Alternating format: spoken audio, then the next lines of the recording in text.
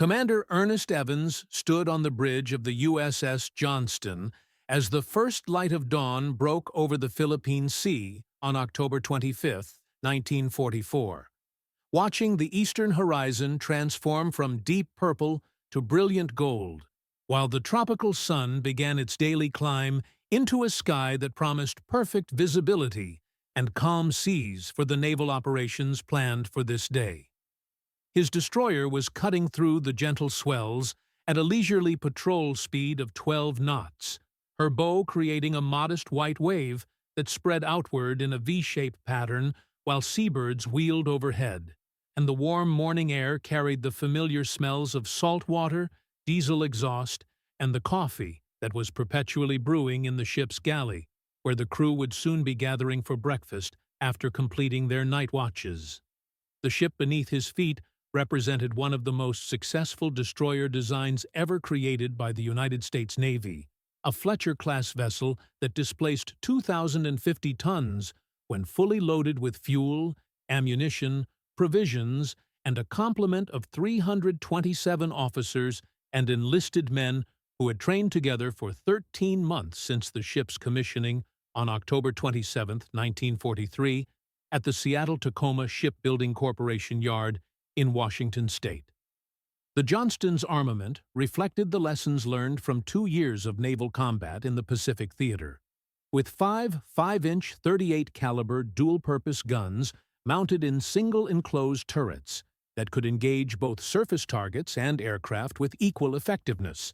their maximum range extending to 18,000 yards against ships and 35,000 feet altitude against aircraft, while their rate of fire approached 15 to 20 rounds per minute, depending on crew proficiency and the tactical situation. These main battery weapons were supplemented by a formidable array of anti-aircraft guns, including 10 40mm Bofors cannons, arranged in 2 quad mounts that could throw up a devastating wall of fire against attacking aircraft, along with 7 20mm Oerlikon guns that provided point defense against close-in threats that penetrated the outer defensive layers.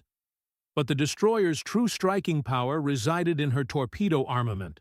10 21-inch Mark 15 torpedoes, housed in 2 quintuple tube mounts, positioned amidships on both the port and starboard sides.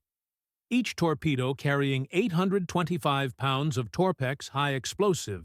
that could blow a hole in any warship afloat and send even the mightiest battleship to the bottom if the hits were placed correctly in vulnerable areas like engine rooms or magazines. The Combat Information Center, located deep within the ship's superstructure, hummed with electronic activity as radar operators maintained their vigilant watch over circular green phosphorescent screens that displayed contacts detected by the ANSG Surface Search Radar and the SK Air Search Radar,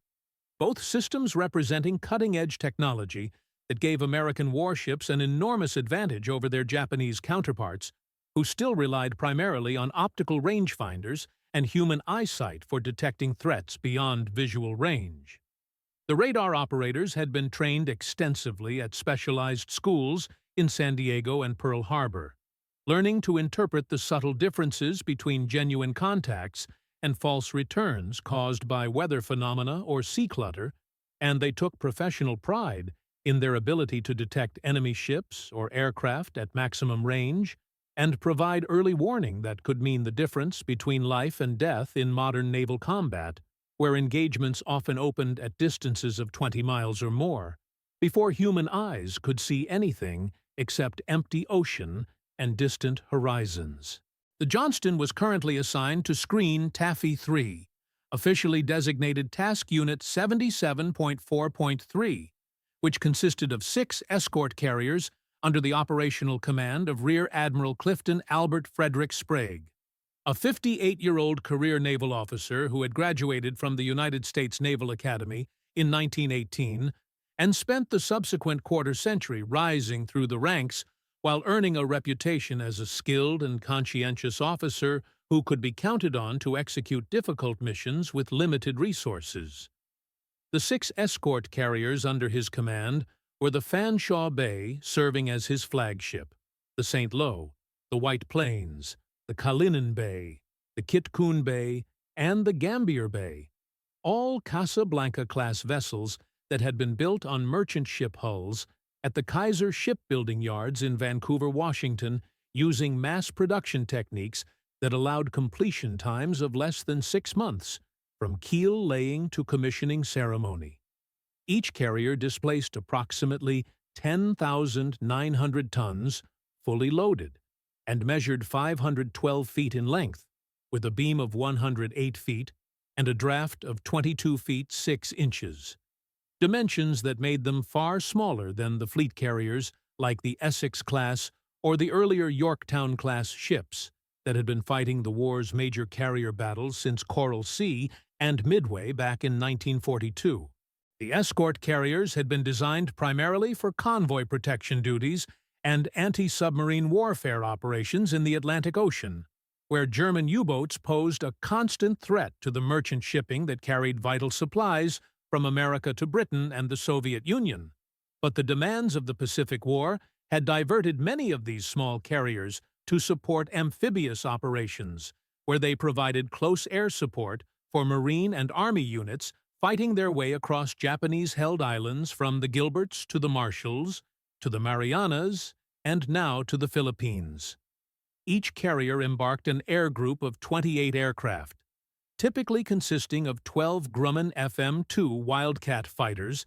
and 16 Grumman TBM Avenger torpedo bombers, a modest striking force compared to the 90 or more aircraft carried by fleet carriers, but adequate for the support missions assigned to Taffy 3, which included providing combat air patrols over the invasion beaches, attacking Japanese positions ashore with bombs and rockets and machine gun fire, and hunting for any enemy submarines that might attempt to interfere with the invasion shipping concentrated in Leyte Gulf.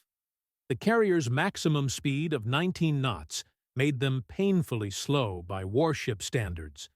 barely faster than many merchant vessels and far slower than the fleet carriers that could make 33 knots, or the fast battleships that could sustain 27 to 30 knots for extended periods. And this speed limitation meant the escort carriers could never outrun a determined surface attack by enemy capital ships, if any managed to penetrate close enough to engage with their heavy guns. The carrier's defensive armament consisted of a single 5-inch 38 caliber gun mounted on the stern, 16 40mm anti-aircraft guns arranged in twin mounts along the island superstructure and catwalks, and approximately 20 20mm guns distributed around the deck edges and sponsons, a respectable anti-aircraft battery, but completely inadequate for engaging surface targets like cruisers or battleships that mounted armor belts, inches thick and guns ranging from 6 inches to 18 inches in caliber. The carrier's armor protection was minimal to non-existent, with flight deck plating only 30 millimeters thick and hangar deck bulkheads of similar light construction, meaning that even destroyer-caliber shells could penetrate and cause devastating damage if they struck vital spaces like aviation fuel storage tanks or bomb magazines, where secondary explosions could transform a carrier into a raging inferno within seconds. 3 Fletcher-class destroyers provided the inner defensive screen for Taffy 3, positioned approximately 2,000 yards ahead of the carriers in a line abreast formation that would allow them to intercept any threat approaching from the northwest, where intelligence reports suggested the most likely avenue of approach for enemy forces attempting to interfere with the Leyte invasion. The Johnston held the center position in this destroyer line, with the USS Hold to port and the USS Herman to starboard,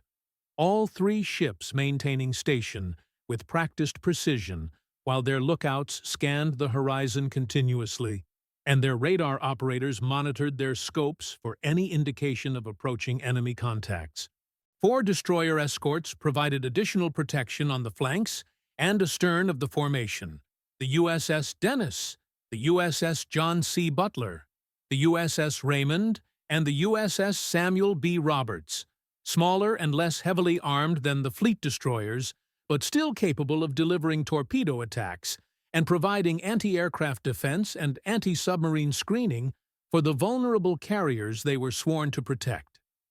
The tactical situation on the morning of October 25th seemed reasonably secure based on the intelligence assessments that had been distributed to all commands during the previous evening's situation briefing, when Admiral Sprague and his staff had reviewed the latest reports concerning Japanese naval movements in the Philippines area and concluded that the immediate surface threat had been neutralized by aggressive American carrier air attacks conducted on October 24th against the Japanese Center Force as it transited the Sibuyan Sea west of the Philippines. Those attacks had been pressed home with great determination by aircraft from Admiral William Halsey's Third Fleet carriers, with wave after wave of Hellcat fighters, Helldiver dive bombers, and Avenger torpedo bombers pounding the Japanese formation for hours and scoring numerous hits that sank the mighty battleship Musashi, sister ship to the Yamato, and one of the two largest battleships ever constructed, while damaging several other ships and forcing the entire formation to slow its advance and turn back westward away from the invasion area. The intelligence staff had concluded, based on reconnaissance reports and radio intercepts, that the Japanese Center Force was retreating through San Bernardino Strait and would not pose any further threat to the Leyte operation, a conclusion that seemed reasonable given the severity of the damage inflicted and the Japanese Navy's demonstrated tendency throughout the war to break off engagements when suffering heavy losses rather than pressing attacks at all costs.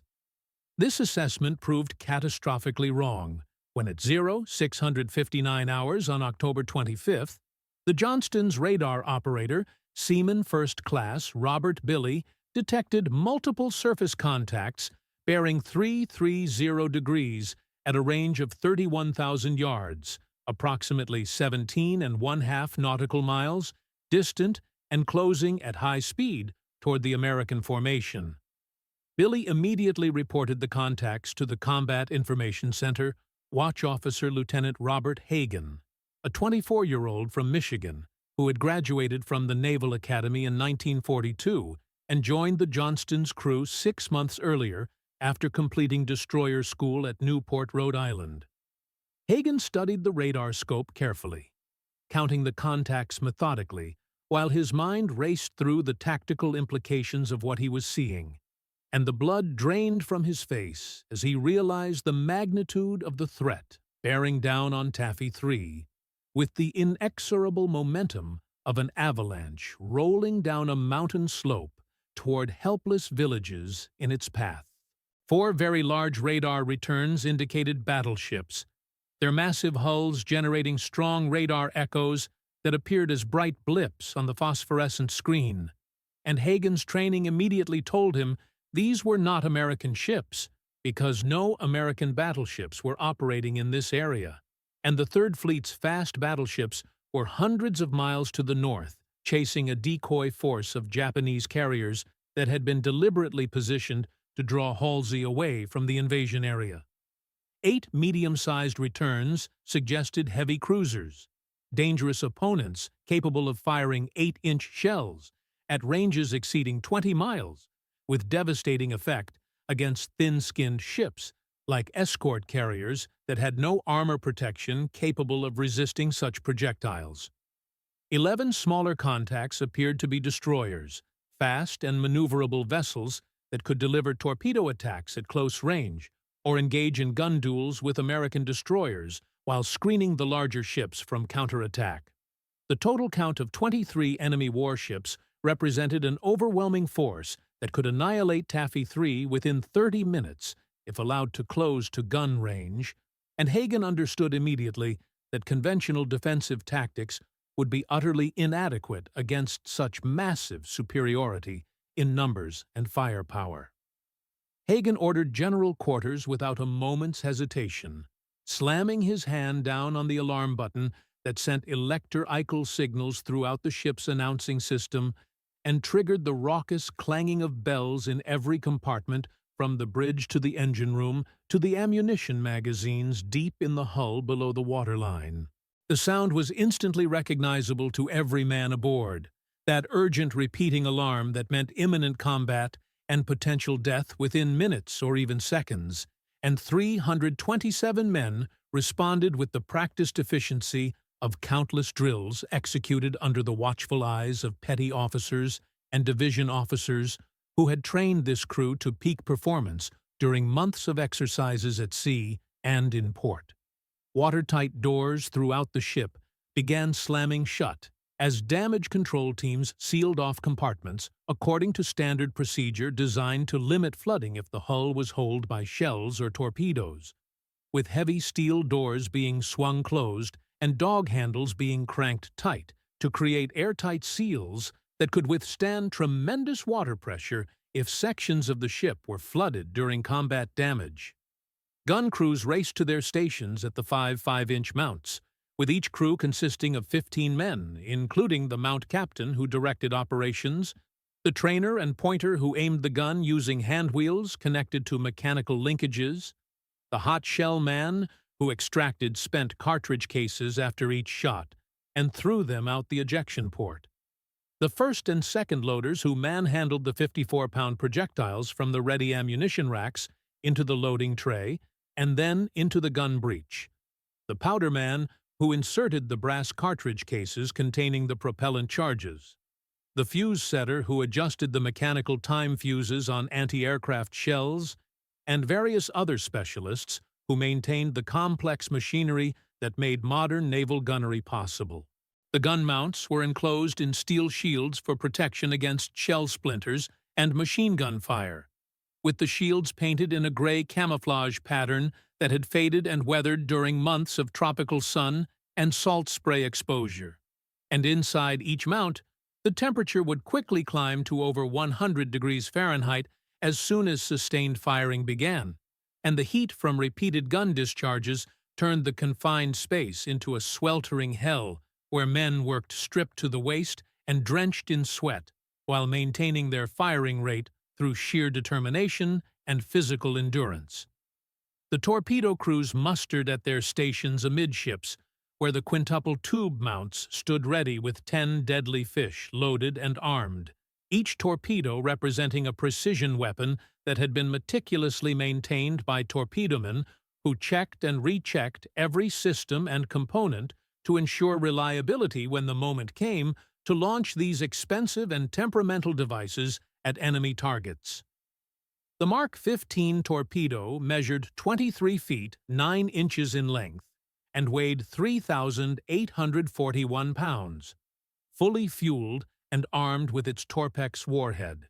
And its internal machinery consisted of a complex arrangement of steam turbines powered by pressurized air-pushing water through a heating chamber where a mixture of alcohol and water was ignited to generate superheated steam that drove contra-rotating propellers through reduction gearing, while a gyroscope maintained heading control, and a hydrostatic depth mechanism kept the weapon running at the preset depth, regardless of sea conditions. The torpedomen had painted nicknames on many of the fish in white lettering on the dark green torpedo bodies, names like Tokyo Express and Tojo's Nightmare and Remember Pearl, that reflected the crew's desire for vengeance against the enemy that had started this war with a sneak attack on December 7, 1941, and forced America into a conflict that had already cost hundreds of thousands of lives on both sides, with no end yet in sight. In the engine room deep in the ship's hull, the Black Gang responded to the call for maximum power by opening throttles wide and watching steam pressure gauges climb as the two Babcock and Wilcox boilers generated superheated steam at 600 pounds per square inch and delivered it through heavily insulated pipes to the twin General Electric geared turbines that converted thermal energy into rotational mechanical energy at the propeller shafts. The engine room was the hottest space aboard ship, even under normal steaming conditions, with temperatures routinely exceeding 120 degrees Fahrenheit, near the boilers where firemen monitored combustion through thick glass observation ports and adjusted fuel oil flow to maintain optimal burning efficiency. But these men took professional pride in their ability to coax maximum performance from machinery they maintained with fanatical attention to detail, and operated with the skill of virtuoso musicians playing finely tuned instruments. The engineering officer, Lieutenant Commander Robert Downes, monitored his gauges and indicators carefully as the plant answered the call for flank speed, watching the shaft revolution counters climb toward maximum as the propellers bit deeper into the water and accelerated the ship from 12 knots to 20 knots to 30 knots, and finally to 38 knots, which represented the absolute maximum speed the Johnston could sustain for any extended period without risking mechanical failure due to bearing overheating or turbine blade stress fractures. Commander Ernest Edwin Evans arrived on the bridge within 30 seconds of the general quarters alarm sounding, having been in his sea cabin directly behind the bridge when the alert came and needing only to step through a single door to reach his command station where he could direct the ship's operations and make the tactical decisions that would determine whether Johnston and her crew survived the next few hours or joined the ranks of sunken American warships that lined the bottom of the Pacific Ocean from Pearl Harbor to the Coral Sea to the waters off Guadalcanal, where so many had been lost during the desperate naval battles of 1942 and 1943. Evans was 37 years old, a Cherokee Native American who had been born on August 13, 1908, in Pawnee, Oklahoma, and graduated from the United States Naval Academy in the class of 1931, spending the subsequent 13 years serving aboard various ships and gaining the experience and knowledge that had prepared him for command of a front-line warship in the greatest naval war in history. He was of medium height and stocky build with dark hair and the distinctive facial features of his Cherokee heritage, and his uniform consisted of working khaki shirt and trousers with the 3 gold stripes, and star of a commander's rank insignia on his collar points, along with the standard steel helmet that all personnel wore during combat operations as minimal protection against shell splinters and shrapnel that could cause devastating head wounds even to men who escaped direct hit from enemy projectiles. Evans immediately moved to the radar repeater scope mounted on the bridge so he could see the same tactical picture that was being displayed in the Combat Information Center, and his experienced eye quickly interpreted the pattern of contacts showing on the circular screen as he mentally calculated ranges, bearings, speeds, and probable courses, while considering the tactical options available to him given the massive disparity in combat power between the tiny American screening force and the enormous Japanese fleet that was bearing down on them with the certainty of a tidal wave approaching a coastal village. 4 battleships, Evans counted mentally, probably including the Yamato, which was the largest battleship ever built at 72,800 tons fully loaded and mounting 9 18.1-inch guns in 3 triple turrets, each gun capable of firing a shell weighing 3,246 pounds to a range of 45,000 yards, with devastating effect against any target foolish enough to come within its lethal envelope. 8 cruisers, most likely a mixture of heavy cruisers with 8-inch guns and light cruisers with 6-inch guns, all capable of engaging destroyers at ranges where return fire would be ineffective, and all possessing armor protection that would shrug off 5-inch shell hits except under the luckiest of circumstances when a shell might penetrate a thin spot or strike a vulnerable area like a director or bridge structure. 11 destroyers, fast and deadly opponents that were roughly comparable to American destroyers in size and armament,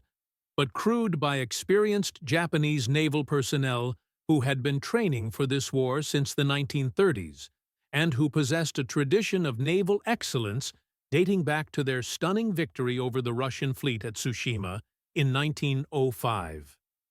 The tactical mathematics were simple and brutal, with Johnston's 2,000 tons facing an enemy fleet totaling well over 300,000 tons combined displacement, and her 5 5-inch guns, opposing approximately 90 heavy guns ranging from 6 inches to 18 inches in caliber,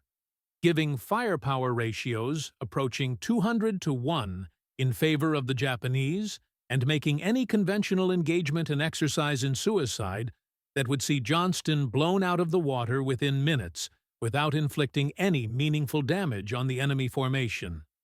Standard naval doctrine for destroyers facing overwhelming surface forces was crystal clear and had been taught to every destroyer officer at the Naval Academy and destroyer schools since the earliest days of destroyer development as a ship type in the late 19th and early 20th centuries, when these small, fast vessels had been conceived primarily as torpedo delivery platforms that could attack larger capital ships under cover of darkness or poor visibility and then escape before the enemy's superior firepower could be brought to bear. The doctrine called for destroyers to lay smoke screens to obscure the carriers from enemy observation, make high-speed runs to confuse enemy fire control solutions, and then retreat at maximum speed while continuing to lay smoke and firing their guns at maximum range to harass pursuers without closing to ranges where accurate return fire could destroy the screening vessels. The goal was survival through evasion and deception, buying time for the carriers to launch aircraft and maneuver away from the threat, while avoiding decisive engagement that would result in the destroyers being overwhelmed and sunk without accomplishing their primary mission of protecting the high-value assets they screened. Evans rejected this doctrine instantly and completely, his tactical instinct and combat experience telling him that passive defense would lead inevitably to disaster because the Japanese fleet was advancing at 25 knots and could accelerate to even higher speeds if they chose,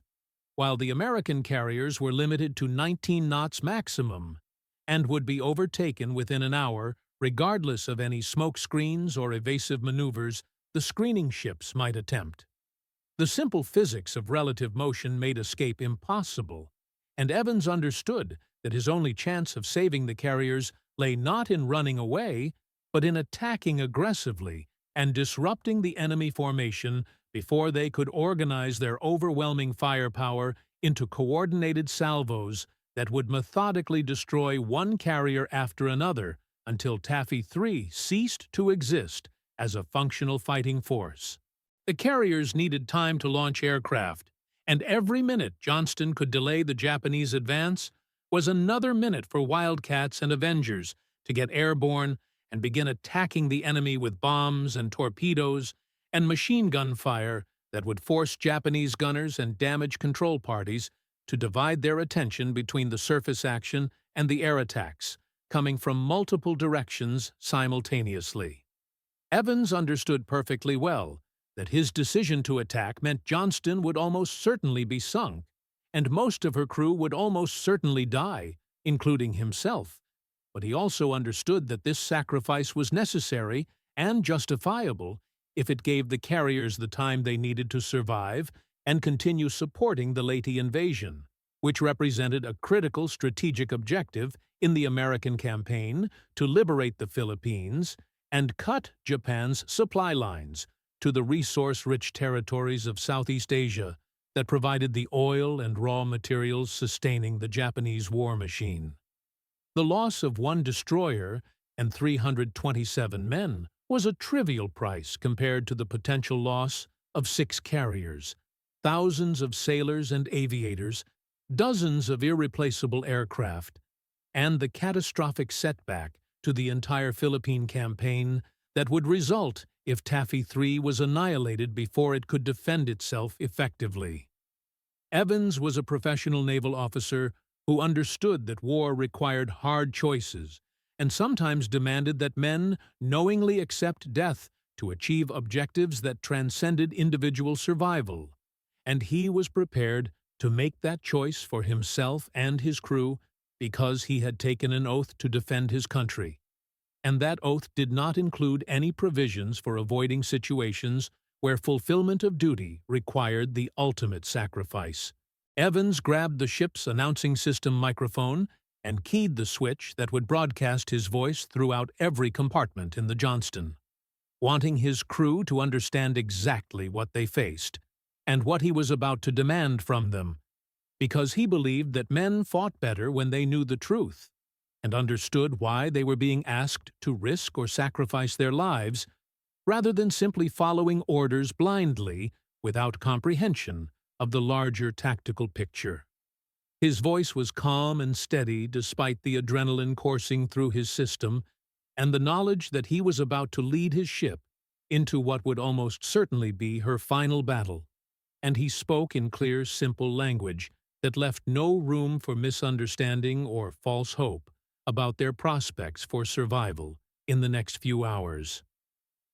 "This is the captain speaking," Evans began, and 327 men throughout the ship stopped what they were doing and listened intently to the voice of the commander they had learned to trust during 13 months of service together in the dangerous waters of the Pacific Theater.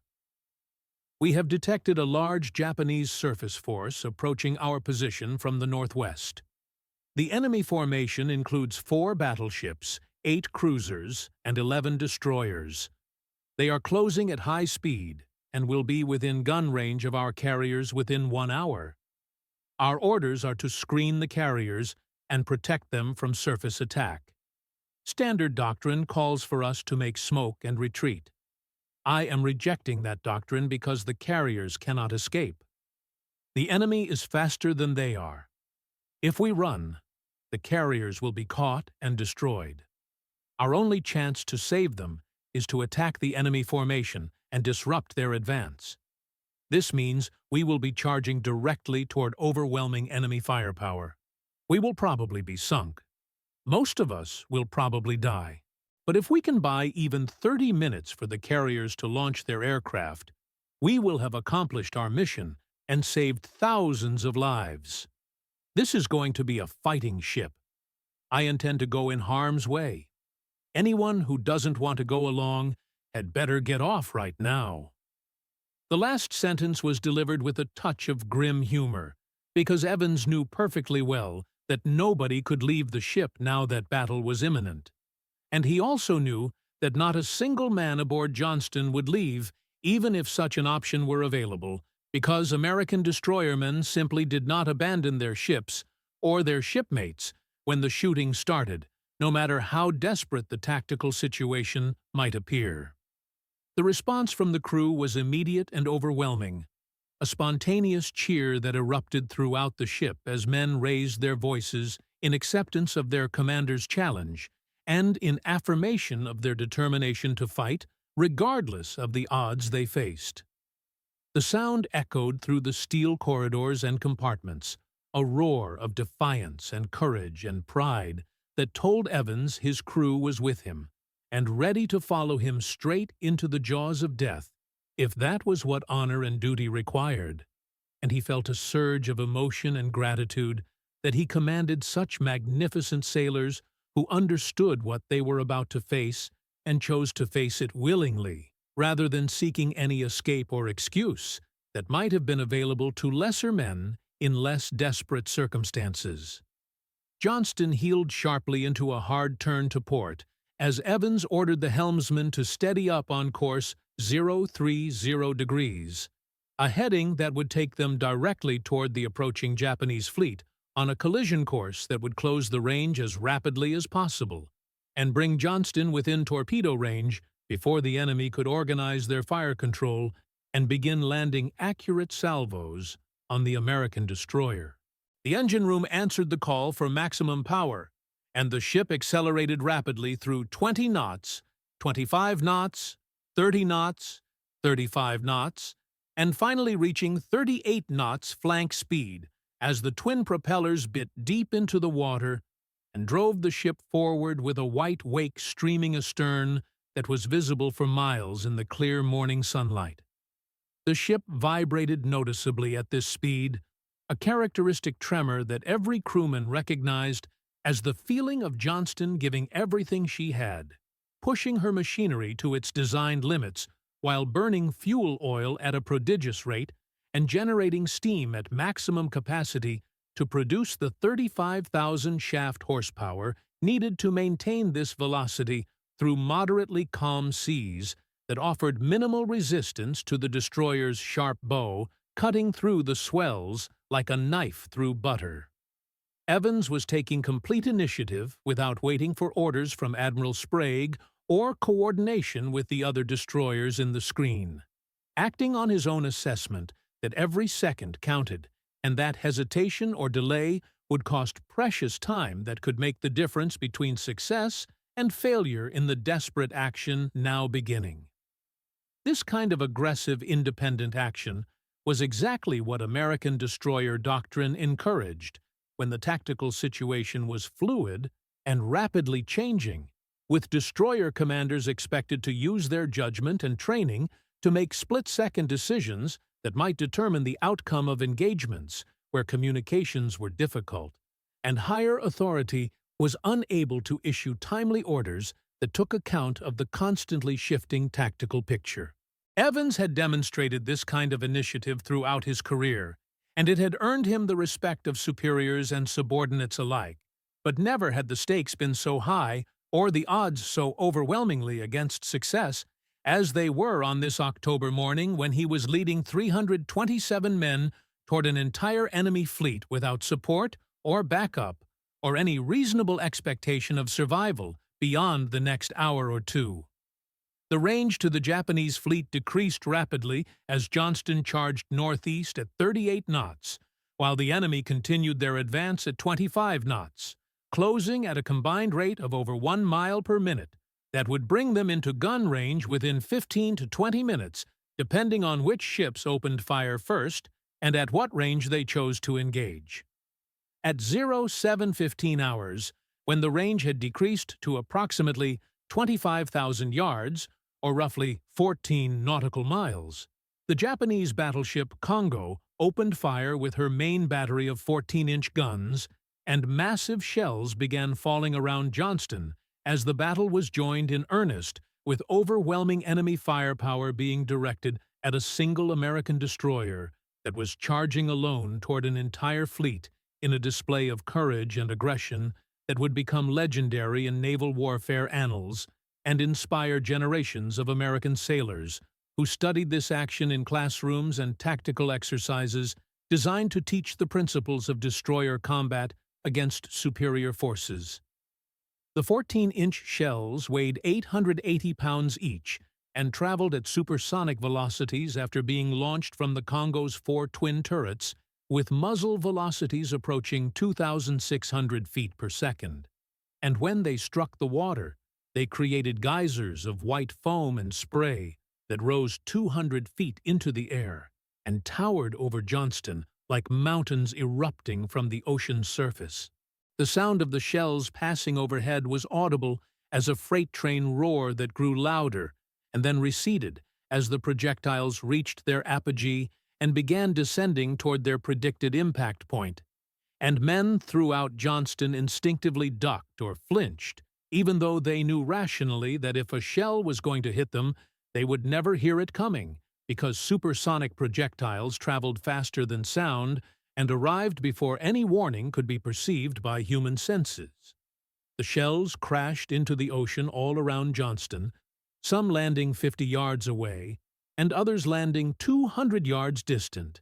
none achieving direct hits, but all creating spectacular waterspouts that demonstrated the terrible destructive power being directed at this single American destroyer by Japanese gunners who were range-finding and adjusting their aim with professional skill, while Johnston continued her headlong charge directly toward the enemy formation without deviation or hesitation.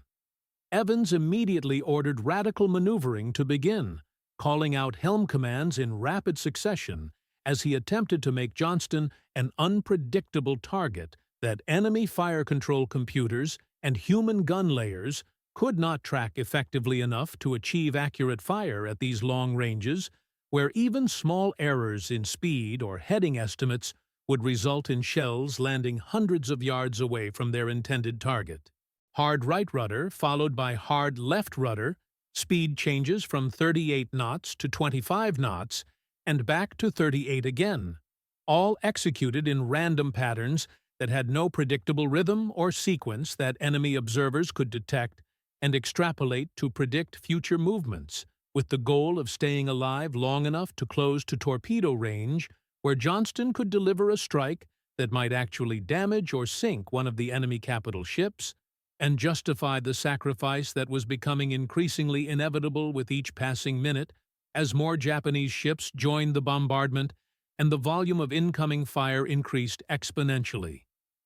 At 18,000 yards, approximately 10 nautical miles distant,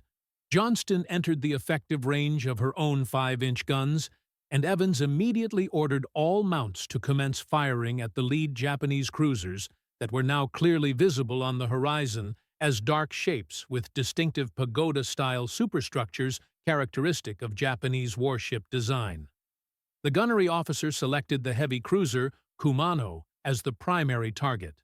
a Mogami-class ship displacing 13,660 tons and mounting 10 8-inch guns in 5 twin turrets, and all 5 of Johnston's gun mounts opened fire in rapid succession with the sharp crack of 5-inch guns mixing with the deeper boom of Japanese heavy guns to create a continuous rolling thunder that swept across the water and announced to anyone within 20 miles that a major naval engagement was underway. The 5-inch armor-piercing shells arced across the intervening distance at muzzle velocities of 2,600 feet per second,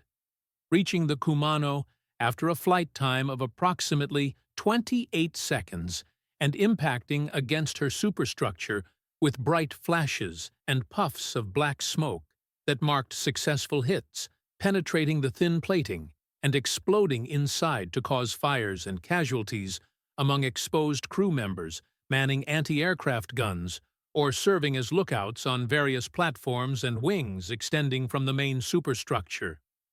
The damage was insufficient to seriously threaten a ship as large and well-protected as the Kumano, with her armor belt and vital spaces remaining intact and her combat capability essentially undiminished by Johnston's harassing fire. But the psychological effect was significant, because Japanese officers observing these hits understood that this American destroyer was not running away, but was actually attacking their formation directly, despite facing impossible odds. And this aggressive behavior suggested either that the destroyer was insane or that she was part of a larger force lying in wait beyond the horizon and using this single ship as bait to lure the center force into a trap.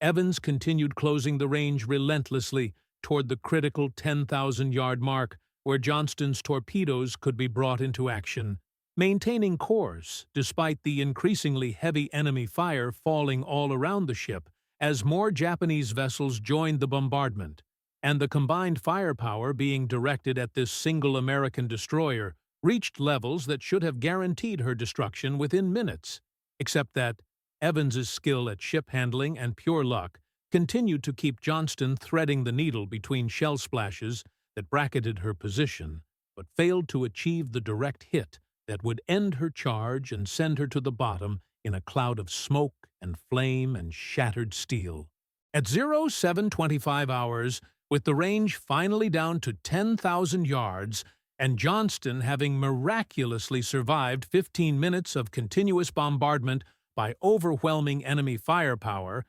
Evans ordered the torpedo attack to commence immediately, without any further delay, because he knew that his luck could not possibly hold much longer, and that Johnston might be hit and disabled at any moment, making it imperative to get the fish in the water while the ship still had the capability to launch them and before damage to the torpedo systems or power supplies rendered the tubes inoperative. Johnston executed a smooth turn to port that would unmask her starboard torpedo battery and present a firing angle to the target cruiser Kumano. And the torpedo officer, Lieutenant Roger Cloutier, rapidly computed the fire control solution using the best available estimates of target course and speed derived from radar tracking data and visual observations through binoculars, setting the torpedo gyro angles for a spread pattern that would cover an 800-yard frontage and ensure that at least some of the fish would find their target even if the Kumano attempted evasive maneuvers after spotting the incoming torpedo wakes. All 10 torpedoes launched in rapid succession with 5-second intervals between each tube firing,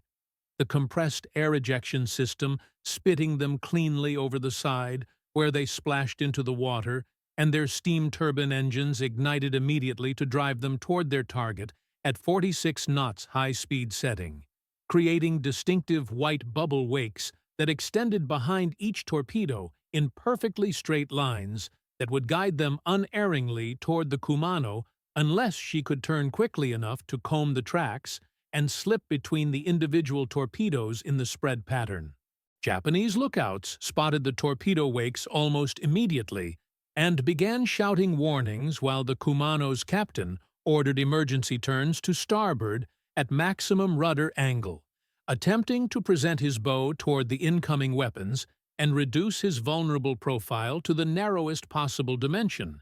But the cruiser's size and momentum worked against her as the turning radius remained wide, despite full helm and maximum speed.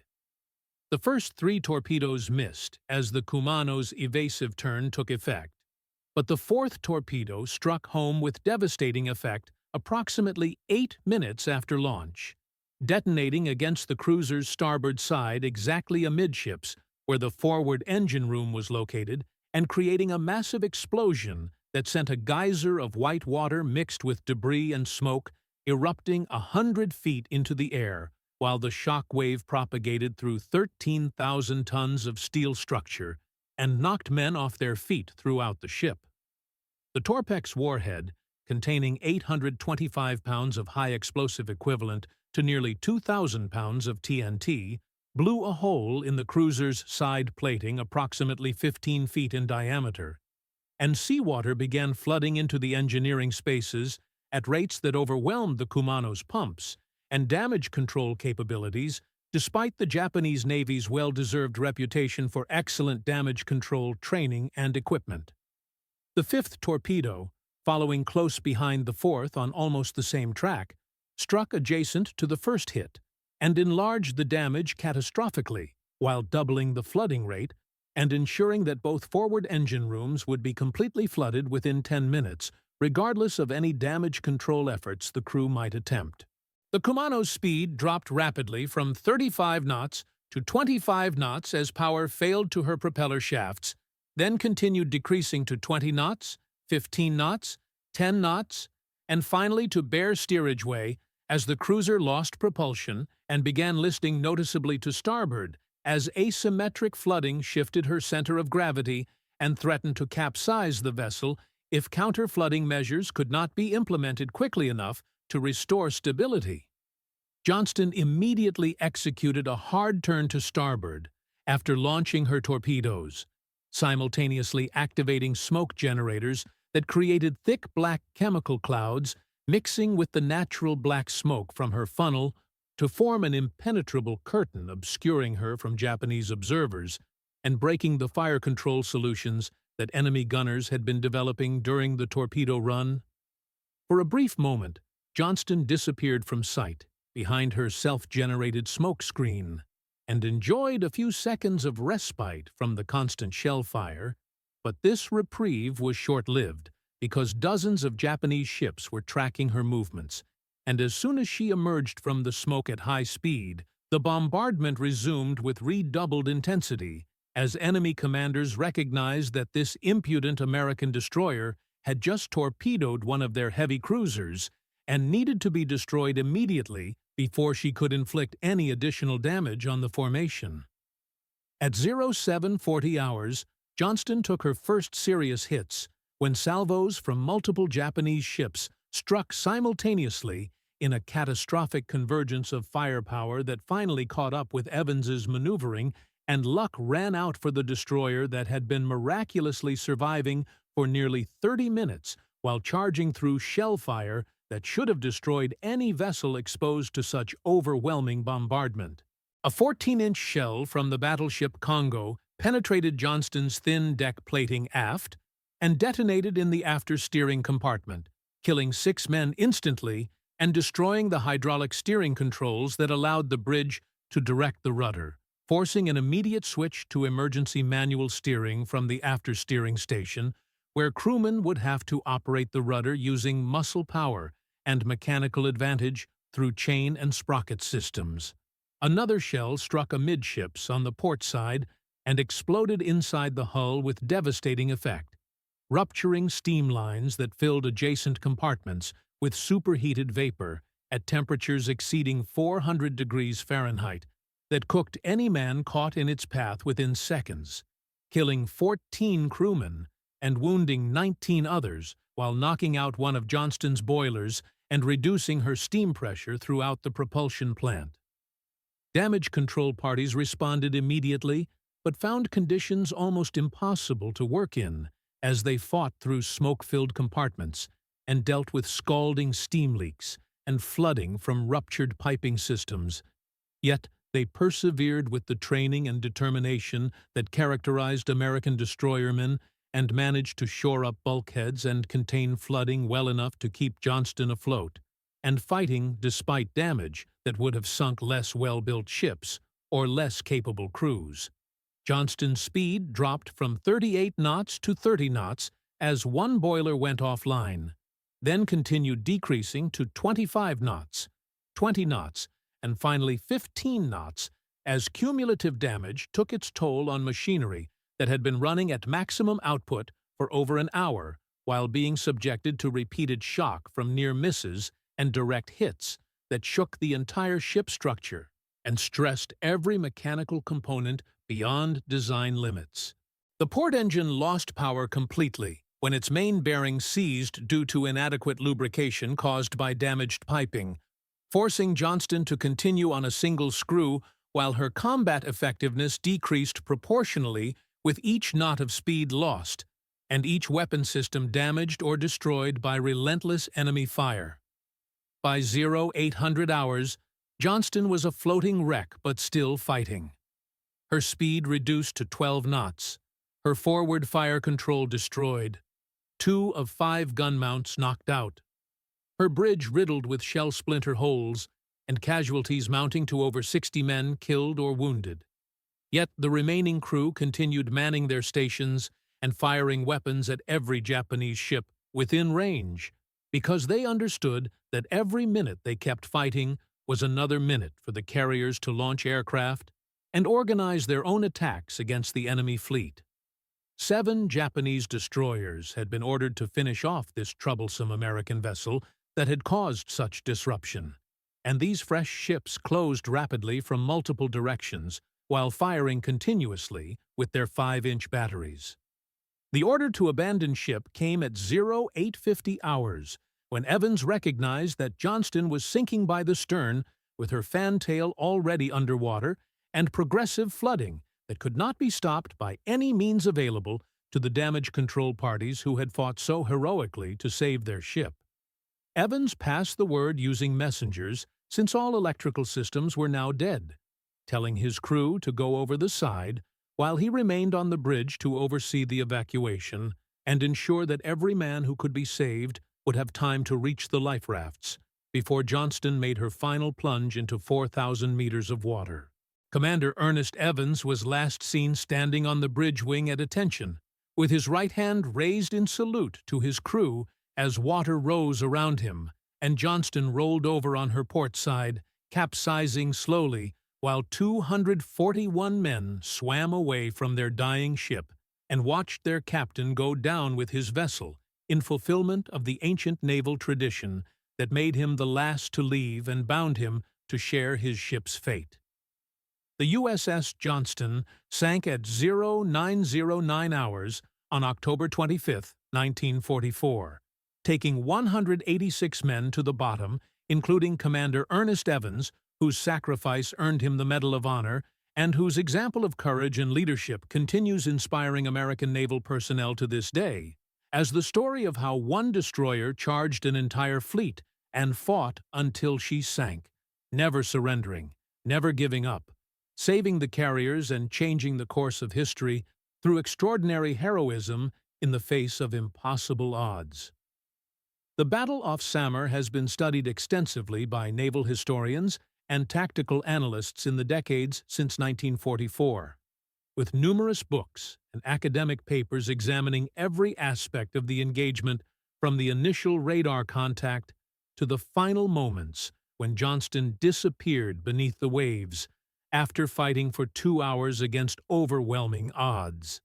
The tactical decisions made by Commander Evans have been analyzed in detail at the Naval War College in Newport, Rhode Island, where officers study destroyer tactics and leadership under pressure. And his aggressive attack on the Japanese Center Force is now considered a textbook example of how a vastly inferior force can achieve strategic victory through audacity and willingness to accept tactical defeat in service of a larger operational objective. The lesson that emerges most clearly from this analysis is that courage and determination can sometimes accomplish what firepower and numbers cannot, particularly when the inferior force is willing to take risks that a more cautious commander might avoid, and when the aggressive action creates psychological effects on enemy decision-makers that lead them to question their assumptions and reconsider their plans. Admiral Kurita's decision to withdraw his center force at 0920 hours on October 25th has been debated endlessly by historians and participants, with some arguing he threw away a golden opportunity to annihilate Taffy III and possibly alter the course of the Philippines campaign, while others contend he made a rational decision based on the information available to him at that moment, when he believed he might be facing a much larger American force than actually existed. The aggressive attacks by Johnston and her sister destroyers, combined with increasingly effective airstrikes from the escort carriers, had created an impression of chaos and confusion that suggested to Kurita that American reinforcements might be approaching from beyond the horizon, and his conservative instinct was to preserve his fleet for future operations rather than risk destruction in what might turn out to be a trap. This decision probably saved Taffy III from annihilation, but it also meant that the Japanese fleet withdrew without accomplishing its mission of destroying the invasion shipping in Leyte Gulf, allowing the American liberation of the Philippines to proceed on schedule and ultimately contributing to Japan's defeat by severing their access to the oil and resources of Southeast Asia that had been essential to sustaining their war machine. The Medal of Honor citation for Commander Ernest Evans was signed by President Franklin Roosevelt on December 15, 1944, just 7 weeks after the Battle off Samar, reflecting the urgency with which the Navy wished to recognize Evans's extraordinary heroism and ensure that his sacrifice would not be forgotten even as the war continued and new battles generated their own lists of heroes and casualties. The citation reads in part, "For conspicuous gallantry and intrepidity at the risk of his life above and beyond the call of duty as commanding officer of the USS Johnston, in action against major units of the enemy Japanese fleet during the Battle off Samar on October 25, 1944. The first to lay a smoke screen and to open fire as an enemy task force vastly superior in number, firepower, and armor, closed range on the Taffy III carrier group, Commander Evans gallantly diverted the powerful blows of the enemy from the escort carriers under his protection, launching a valiant attack in which the Johnston sank one enemy heavy cruiser and damaged several other hostile ships.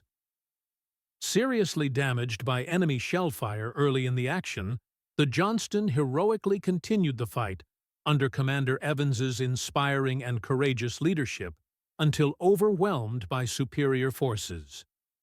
Commander Evans's inspiring leadership and gallant determination throughout the engagement reflected great credit upon himself and the United States Naval Service. He gallantly gave his life for his country. The presentation ceremony was held at a naval facility in Oklahoma, where Evans's family, including his mother and father and several siblings, received the medal on his behalf, and Cherokee Nation representatives attended to honor one of their tribal members who had distinguished himself in service to the United States, while maintaining the warrior traditions of his ancestors who had fought both for and against American forces during the complex history of Native American relations with the expanding United States during the 19th century. The Cherokee have a long and proud military tradition, with tribal members serving in every American conflict since the Civil War, and earning numerous decorations for valor, including multiple medals of honor. And Evans's achievement was celebrated as continuing this tradition while also demonstrating that Native Americans were fully integrated into American society and military institutions, despite historical injustices, including the Trail of Tears that had forcibly relocated the Cherokee from their ancestral lands in the southeast to Oklahoma during the 1830s.